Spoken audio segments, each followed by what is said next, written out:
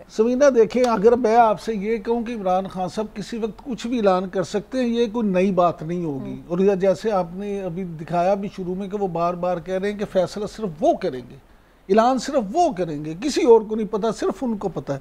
लेकिन हमारे वाकफान हाल को कुछ और भी पता है।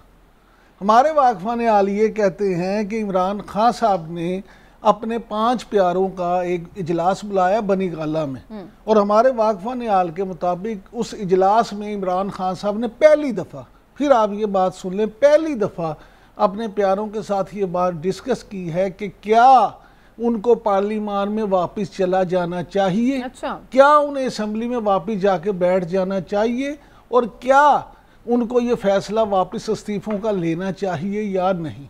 अब आप एक बात ज़रा ज़हन में रखें कि इमरान खान साहब मशवरा सिर्फ उस वक्त करते हैं जब वो कोई जहन बना लें, क्योंकि वो उनका माइंड सेट एक ऐसा है कि वो जहन बनाए बगैर किसी से मशवरा करना भी पसंद नहीं करते।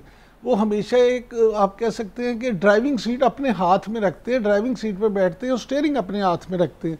तो हमारे वाकफान हाल के मुताबिक इमरान खान साहब ने इन खतूत पे भी सोचना शुरू कर दिया है, और वो ये बात जो है इस पे बड़ी, उन्होंने पहली दफ़ा अपने जो उनके ख़ास इतमाद के लोग हैं, 5 लोग, मैं उनके नाम यहाँ नहीं ले सकता, उनके साथ बनी गाला में ये मीटिंग की है और उनके साथ ये डिस्कस किया है कि क्यों ना असम्बली में वापस चले जाया जाए और असम्बली में बैठ के तो इस हुकूमत के साथ 2-2 हाथ किए जाएं। ये बड़ी खबर आपने दी है और ये बड़ी अहम खबर हो सकती है। उससे जुड़ा अगला मेरा सवाल ये है, अब जो हिलाली साहब ने भी बात अभी की, आपके भी ख्याल से क्या इसहाक डार बेहतर, थोड़े मिफ्ता से बेहतर वज़ीर ख़ज़ाना साबित हो सकते हैं? प्लस क्या इसहाक डार साहब के आने को हम ये समझें कि फिर नवाज शरीफ साहब की भी वापसी पाइपलाइन में, जैसे असल सवाल अब आपने किया है। आप एक बात ये देख लें कि इसहाक डार साहब की वापसी मियाँ मोहम्मद नवाज शरीफ की वापसी की तरफ पहला कदम है, ये आप नोट कर लें।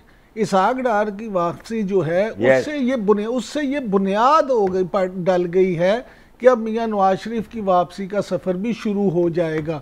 इसलिए अब मुस्लिम लीग नून का जो वोटर है, उनका जो सपोर्टर है, उसको भी इससे मोटिवेशन मिलेगी, वो भी इससे मुतमिन होगा, उसमें भी जान आएगी और उनको भी ये एहसास होगा कि अब हमारा कायद भी वापस आ रहे हैं।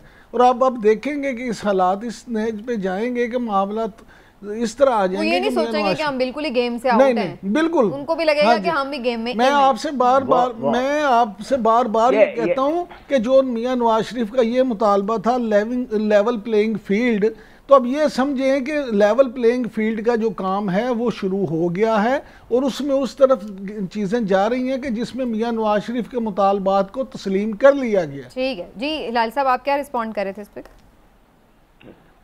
मैं सिर्फ ये कहना चाहता हूँ, ये बिल्कुल सही कह रहे हैं, पहले दार आएगा और अगर उसके साथ जेल वेल नहीं जाना हो फिर नवाज शरीफ आएगा और फिर नवाज शरीफ के से भी जो इल्ज़ाम लगे हुए हैं वो वापस लिया जाएगा under the new law.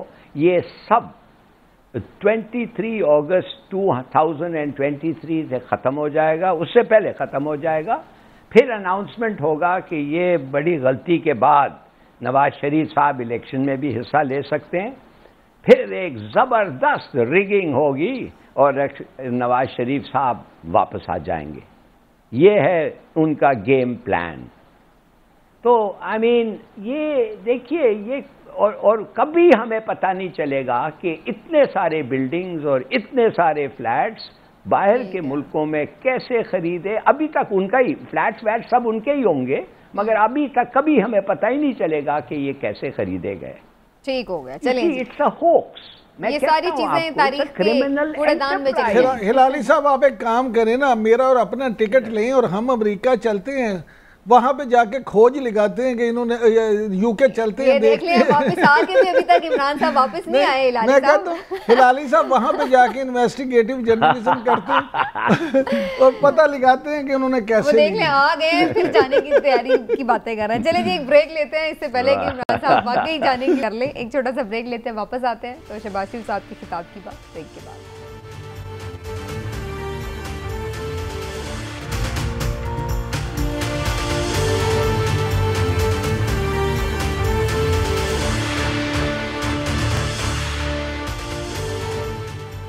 Welcome back नाजरीन। शहबाज शरीफ साहब एक अहम दौरे पर हैं अमेरिका में, जहां पर उन्होंने अक़वाम मुत्तहिदा की जनरल असम्बली से खिताब भी किया। इसके साथ साथ उनकी मुख्तलिफ रहनुमाओं से साइडलाइन पर मुलाकातें भी हुई हैं। कितना अहम ये उनका दौरा है, क्या कुछ वो समेट पाए हैं पाकिस्तान के लिए इस दौरे में।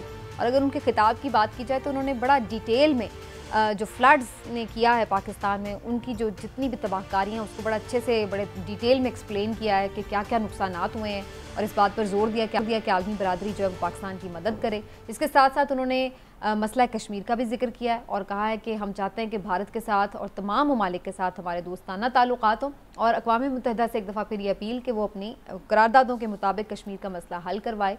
और इस तरह से अहम उमूर के हवाले से उन्होंने अपना जो इज़हार ख़याल किया है अक़वाम मुत्तहिदा की जनरल असम्बली में।